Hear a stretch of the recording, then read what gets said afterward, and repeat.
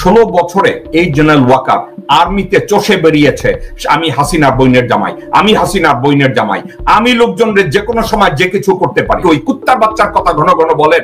এই জেনারেল ওয়াকার ছিল তারেক সিদ্দিকের ডান হাত, বা হাত, মধ্য হাত, দুই পা। এই জেনারেল ওয়াকার এমন কোন অপকর্ম নাই আর্মিতে থাকাকালীন প্রত্যেকটা জায়গায় বলেছে। দর্শকবৃন্দ, সাইকোলজি, আপনারা দেশের যে কোনো একজন সাইকিয়াট্রিস্ট যদি কেউ থেকে থাকেন আমার দর্শকদের ভিতরে, আপনারা যে কোনো সাইকোলজিস্টের কাছে জিজ্ঞাসা করেন, সাইকিয়াট্রিস্টের কাছে জিজ্ঞাসা করেন, ওই লোকটাই ঘন ঘন বলে আমাকে বিশ্বাস করেন। যারা মিথ্যাবাদী, যারা মিথ্যাবাদী, যারা ভণ্ডামি করে, তারা কথায় কথায় বলে আমাকে বিশ্বাস করুন। আরেকটা কথা বলছে আপনারা ভালো থাকবেন, এর অর্থ কি জানেন? এই জেনারেল ওয়াকার বহু অন্যায়ের সাথে জড়িত, বহু লোকজনের ভিকটিমদের সাথে জড়িত, যাদেরকে general Waker behind the scene বলে। যেসব অপরাধ নিয়ে যা হয়েছে 5ই আগস্টের আগে আপনারা আমার সাথে কথা বলুন। আমার সাথে যদি আপনারা কথা বলেন তাহলে আপনারা কি চান? আপনারা বেনিফিট দেন। অর্থাৎ জেনারেল ওয়াকারের অর্থ হচ্ছে আমার সাথে কাজ করুন, আমি আপনাকে বেনিফিট দেব, shut your mouth, follow me. এটা হচ্ছে জেনারেল ওয়াকারের ভদ্রতা। উনি বলছেন ওনার কোনো অ্যাম্বিশন নাই, ওনার এনাফ। উনি বলছেন আই হ্যাড এনাফ। কেন এনাফ হবে না? 16 বছরে এই জেনারেল ওয়াকার আর্মিতে চষে বেরিয়েছে আমি হাসিনার বইনের জামাই, আমি হাসিনার বইনের জামাই, আমি লোকজনের যে কোনো সময় যে কিছু করতে পারি। আপনারা সবাই তারেক সিদ্দিক ওই কুত্তার বাচ্চার কথা ঘন ঘন বলেন, তারেক সিদ্দিক এই করেছে সেই করেছে।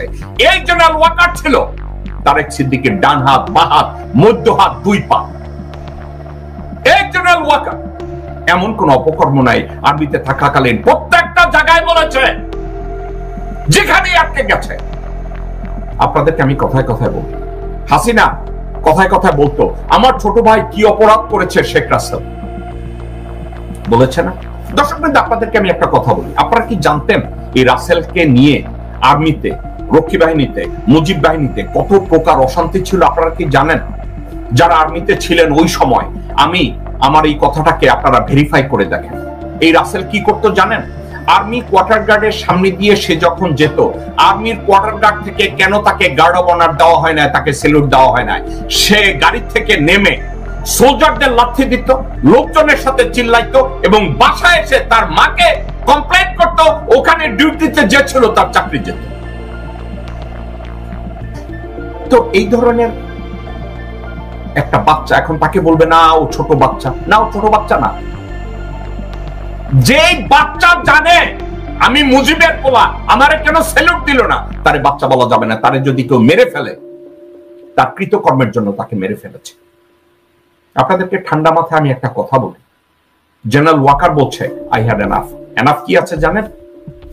গত 16 বছরে এবং আগস্টের 5 তারিখ থেকে আজ অবধি নিজেকে 6 থেকে 7, যদি ওয়াকার যদি বিলিয়নিয়ার হয়ে থাকে আপনারা অবাক হবেন না। জেনারেল ওয়াকারের ঘরে বসে আছে মুজিবের বংশের রক্ত, নারায়ণ চন্দ্র পালের রক্ত তার ঘরে বসে আছে। সেখানে বসে ওয়াকার বলছে আমার কোনো অ্যাম্বিশন নাই। মাদারসান, তোমার মতো অযোগ্য একটা লোক সেনাবাহিনীতে চাকরি করে, এই অযোগ্য লোকটা তুমি ঠেলতে ঠেলতে অনেককে ক্রস করে, তুমি তোমার ব্রিগেড কমান্ডার, তোমার ইউনিট কমান্ডারদেরকে ডিজোবে করে, ডিসিপ্লিন ব্রেক করে, বাংলাদেশের আর্মির রুল ব্রেক করে তুমি আর্মি চিফ হয়েছো। তোমার আর কি অ্যাম্বিশন থাকবে? তুমি তো ভারতের 1 নম্বর দালাল যখন পালিয়ে গেছে, তুমি তো 2 নম্বর দালাল হিসাবে বসে আছো বাংলাদেশে। তোমার আবার অ্যাম্বিশন কি? ওয়াকার, আপনার মতো মানুষরা যখন বলে আমার কোনো অ্যাম্বিশন নাই, ওয়াকার আপনি কি আপনার পিছনে তাকিয়ে দেখেছেন? ওয়াকার এই মুহূর্তে আপনার দিকে তাকিয়ে থাকে মানুষ একটা কারণে। কি কারণে তাকিয়ে থাকে? হাসিনা ছিল দালাল নাম্বার 1, আপনি এখন দালাল নাম্বার 2। কারণ হাসিনা সরে যাওয়ার আগে থেকে, জুলাইয়ের লাস্ট উইক থেকে আগস্টের 5 তারিখ পর্যন্ত ভারতের সেনাপ্রধান, ভারতের মিডিয়া, ভারতের পররাষ্ট্রমন্ত্রী, ভারতের পররাষ্ট্র সচিব, প্রত্যেকটা লোক আপনার সাথে কমিউনিকেট করেছে। They had enough proof that you are one of their goal. তা আপনি বাংলাদেশের জনগণকে যখন আপনি বলেন আপনাকে বিশ্বাস করতে, why should they? Why should I trust you that you are an impartial player? আপনার তো কোনো ড্রিম নাই বাংলাদেশকে গড়ে তোলা? বাংলাদেশের যদি সাংবিধানিক রাষ্ট্র কখনো হয়, আপনার মতো মানুষকে তো পিষে ফেলা উচিত মাটির সাথে, আপনাকে উলঙ্গ করে ঝুলিয়ে রাখা উচিত। আপনি কেন বলেন আপনার এনাফ হয়েছে 8 মাসে?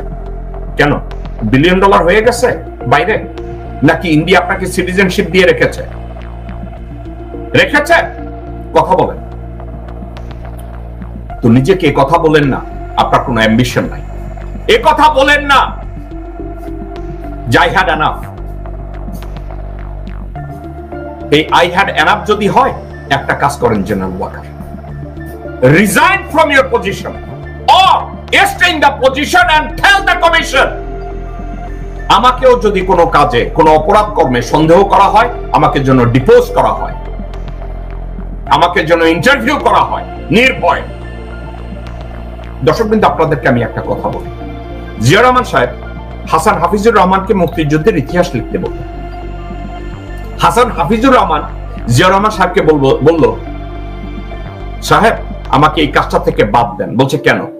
বলছে আপনার সম্পর্কে অনেক বিতর্ক আছে, এখন আমাকে আপনি মুক্তিযুদ্ধের ইতিহাস লিখতে বলছেন, তাইলে আমি তো আপনাকে নিয়ে বিতর্কিত কোনো কিছু বললে আপনি তো আমাকে গ্রেফতার করে ফেলবেন, আমাকে তো আবার মেরে ফেলবেন।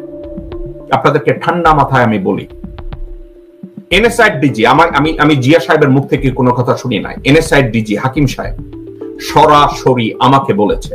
আমার পাশে বসা ছিল রিয়ার অ্যাডমিরাল মোশাররফ হোসেন খান, আমার পাশে বসা ছিল জেনারেল শিশু, আমার পাশে বসা ছিল আমজাদ খান চৌধুরী।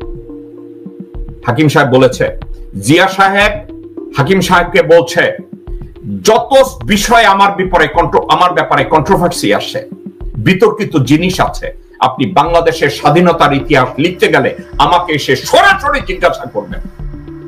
আপনি আমার কথা বিশ্বাস করলে লিখবেন, আমার কথা বিশ্বাস না করলে ওখানে বলে দেবেন যে এ কথা বলা ঠিক না। ঠিক আছে? এই কথাগুলো তাকে বলা হয়েছে। জিয়া রহমান সাহেব বলেছিল, আমি যদি অন্যায় করে থাকি এটাকে মূল্যায়ন করেন, আমি যদি দেশদ্রোহী কোনো কাজ করে থাকি আমাকে আপনি সরাসরি জিজ্ঞাসা করেন। General Waker, can you do the same thing? আপনি কি বলতে পারবেন যেসব কমিশন করা হয়েছে তাদেরকে, যে আসুন আমার সাথে এগুলো নিয়ে কথা বলুন, আমাকে যদি কোনো ব্যাপারে দায়ী করা হয় এ ব্যাপারে আমাকে জিজ্ঞাসা করুন, আমাকে নির্ভয় এসব ব্যাপারে জিজ্ঞাসাবাদ করা হোক? আপনি কি করেছেন? আপনি করেন না। কেন করেন না জানেন? একটা কারণে করেন না, কারণ আপনি জানেন আপনি অপরাধী।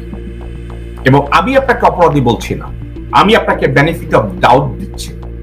আপনি ধরে নেন আপনি অপরাধী না, কিন্তু এই বিষয়গুলো নিয়ে আপনার মন গড়া একটা বক্তব্য, আপনি রাওয়া নামের ফাওয়া একটা সংগঠন করেছেন, আর ওখানে একজন মিনিমি বসিয়েছেন যে আপনারা দেখলে লেজ দাঁড়ায় আব্দুল হক নামক এক